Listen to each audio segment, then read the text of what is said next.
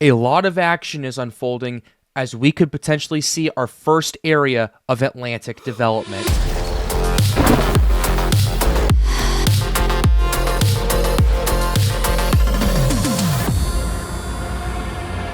What is up, weather enthusiasts? I'm your host, Pat's Path Predictor. Let's get right into the weather.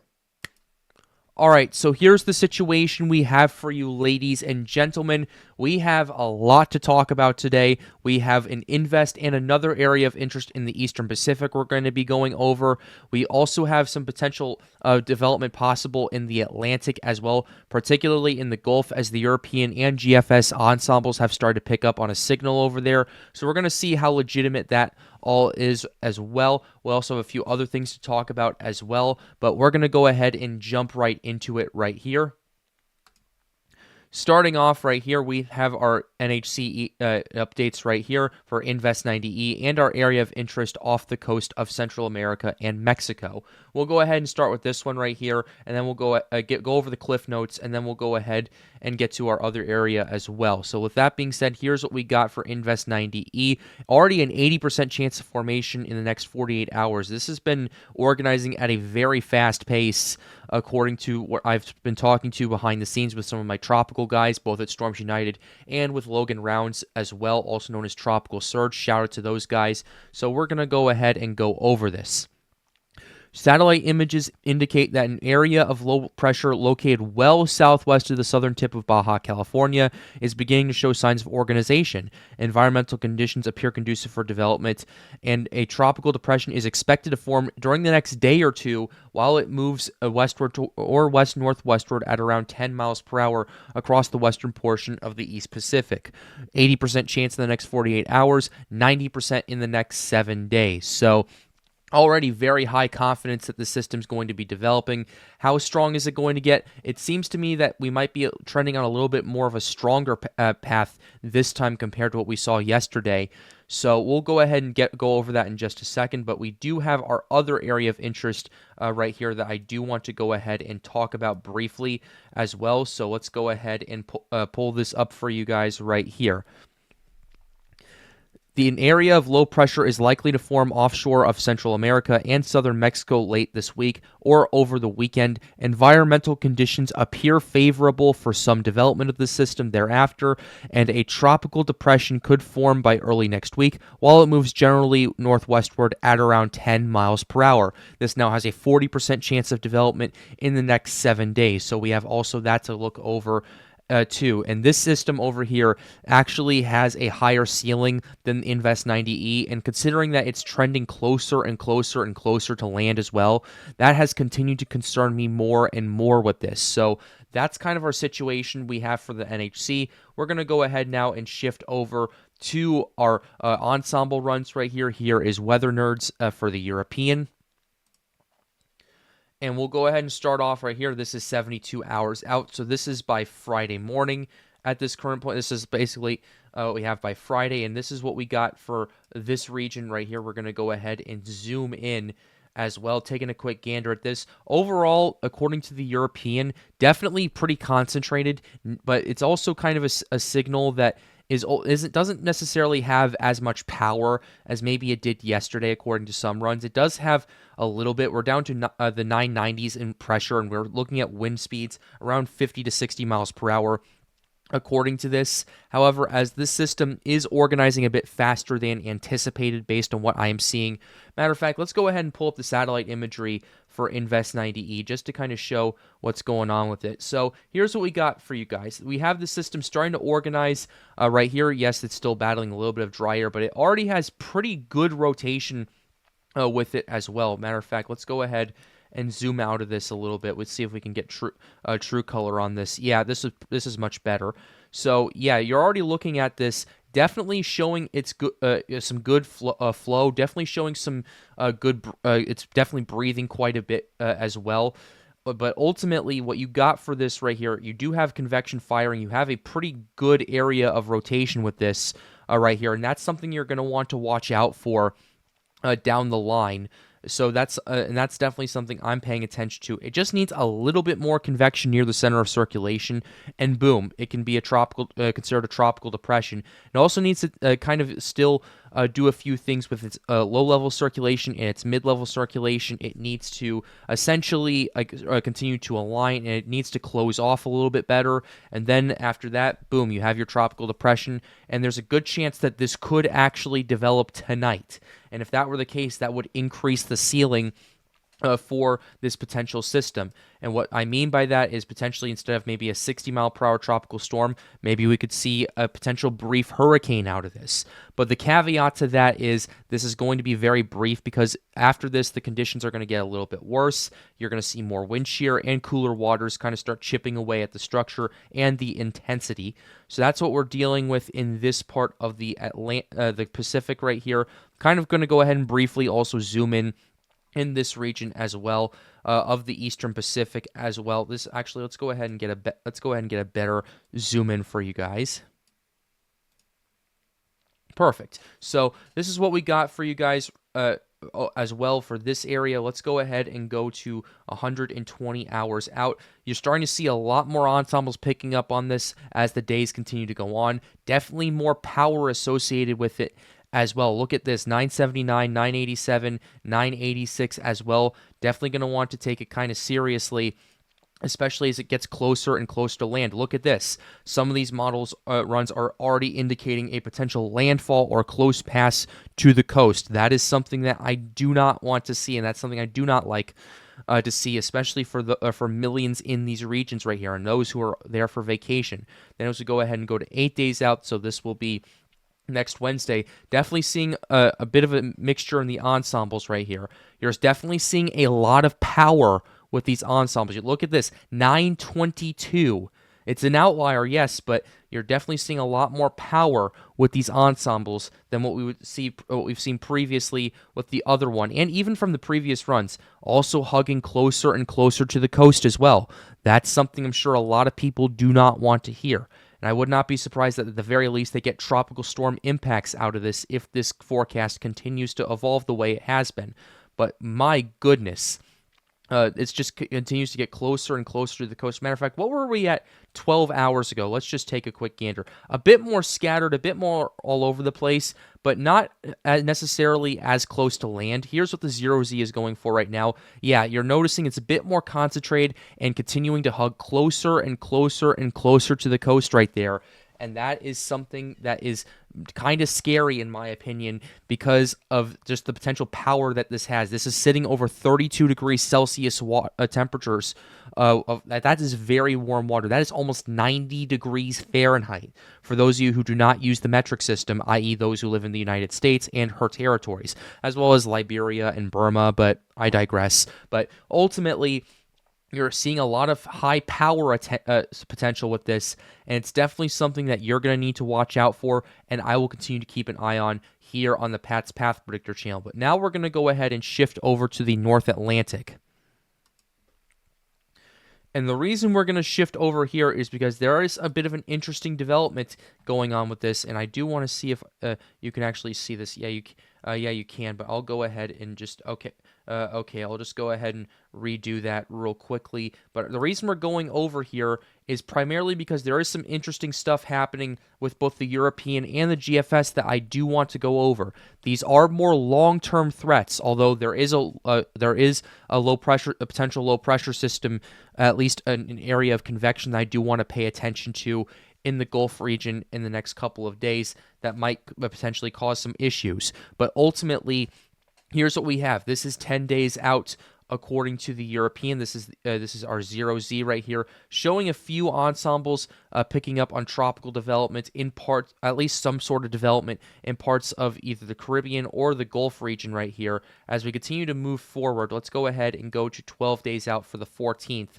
Definitely noticing a few more ensembles picking up here and there, although I think part of this is from the potential landfall of this system over here, kind of crossing over into the Gulf region right there, which if that were the case and it made landfall in this region right here, I believe that's the Gulf of Tonopec, and then made it to the Bay of Campeche over here, then it would be a interesting situation to see, number one, how organized would this be, and number two, just how much of the remnants will be able to get over there and start getting their act together. So that's kind of a situation that we're kind of starting to kind of keep an eye on, and we've noticed this with this run as well. But looking at this further out, this is quite a bit far. This is 13 days out, but you're definitely seeing more ensembles picking up on potential development. Not terribly strong for right now, but definitely something out there. It's definitely noticeable enough for me to pay attention to as well. And then you have these signals over here off the coast of Florida. I don't know how realistic those are, but ultimately you are noticing maybe a little bit of something happening and a little bit of action potentially in parts of the Gulf. It's something that obviously is very far out at this current point, but it's definitely something to pay attention to, and definitely something I will continue to keep an eye on, and especially if it's the European that's kind of starting this charge. I'm thinking, okay, yes, it's far out, but let's keep an eye on it, and I want to see what the Euro has to say about this, and just kind of give it a fair shake, and then go over it as I can. Now let's go ahead and go over the GFS ensembles, and the GFS is definitely a bit more trigger happy than the European. Not as much power, but definitely more ensembles in this. And we'll go ahead and go back to about 8 days out first to kind of map it out. You have your typical GFS ensembles picking out random low pressure systems right here, but you do have kind of carryover effect from this low pressure system in the Eastern Pacific over here. And then as we go ahead and go to 9 days out, so this is June 11th, definitely noticing a couple more areas to pay attention to, especially in the Bay of Campeche, as this system, according to the ensembles that do make landfall over there, start to reemerge over water. So that's kind of a curious case right there for sure. But then as we get to 10 days out, noticing more over here, but also noticing a few ensembles picking up on some tropical development over here in parts of the loop current and in parts of the Eastern Gulf. Kind of what the European was starting to forecast for initially on the 0Z as well. It's definitely kind of keeps me kind of curious and kind of keeps me on my toes for sure. But definitely noticing more ensembles right here. Not as much power as some of the European is. It's definitely relatively weak, about, like, I'd say weak to moderate tropical storm strength at most, according to these signals.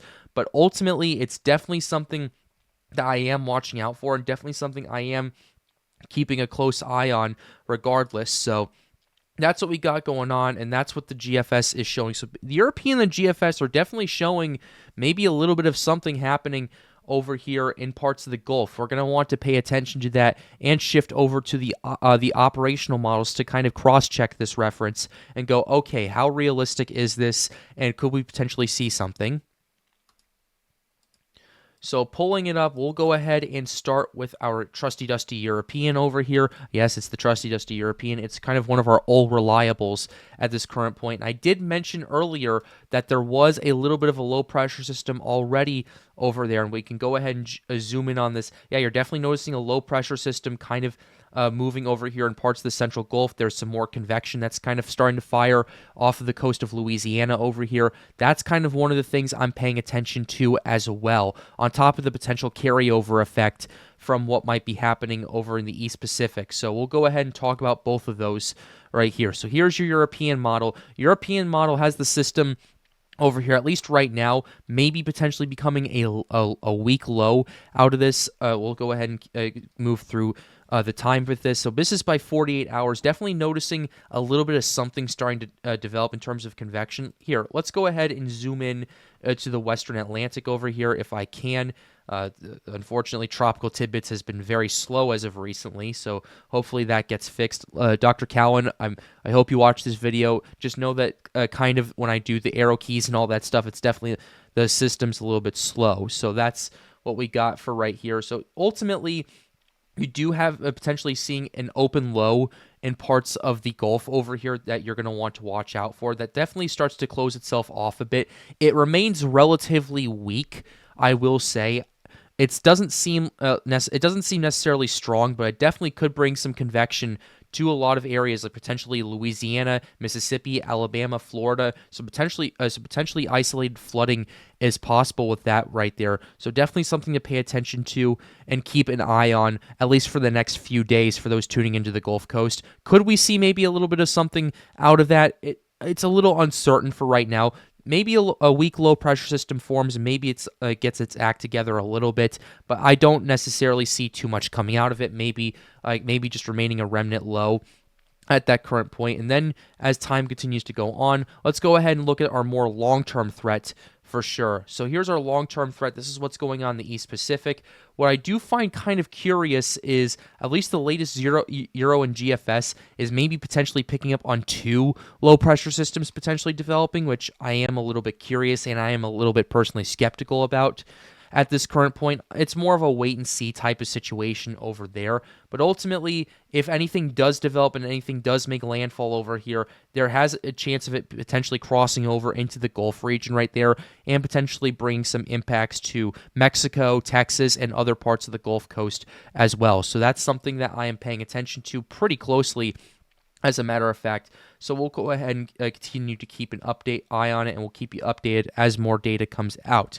Here is our GFS model. GFS is also kind of interesting. Similar to the European, it does maybe show a little bit of something happening in the Gulf from that one area on satellite that I was talking about, but it remains relatively weak and it remains relatively closed off. So that's definitely something that we're going to want to pay attention to right there, because regardless of what happens and if it actually develops, there is a chance that there is going to be some impacts from this, and that's why I'm talking about it with you guys right now. And keep in mind, this is just for in the next few days or so. This isn't like 2 weeks out. This is the next few days or so. But anyway, this is what the GFS has going on right here. Keep in mind, it is, by the time we get to past 10 days out, relatively unreliable, but it does show maybe a couple low pressure systems happening. And I think what it also is telling me is 2 things. Number one, if this signal is legitimate, then the ensembles are definitely going to, not the ensembles, the operationals definitely going to need to catch up to the ensembles at some point, and it's definitely something that could obviously evolve. And with stuff this far out, it's relatively unreliable as well. But by and large, it's definitely something that I am watching. I'm watching for 2 reasons. Number one, the Euro and the GFS ensembles are picking up on it, and number two, if those two are and kind of in tandem, you know that you better pay attention to it. So it's just kind of looking at the old reliable and relying it and kind of applying it to a more aggressive model. And if those two are in unison, then it's a situation that you got to kind of take a little bit more seriously. But ultimately, that's what we have going on over here in the Atlantic. Let's go ahead and zoom out and look at our conditions as well. One thing I do want to check, though, is if we do see something like this, let's check our water temps first, and then we'll go ahead and move on to other stuff. So here is our water temperatures, and there's definitely some stuff going on in parts of the Gulf region and in the Caribbean. Definitely seeing a little bit of heating up across a lot of this region right here. Definitely helped from a high pressure system that was over parts of the southeastern United States over the last few days. And you're looking at 27, 28 degrees Celsius.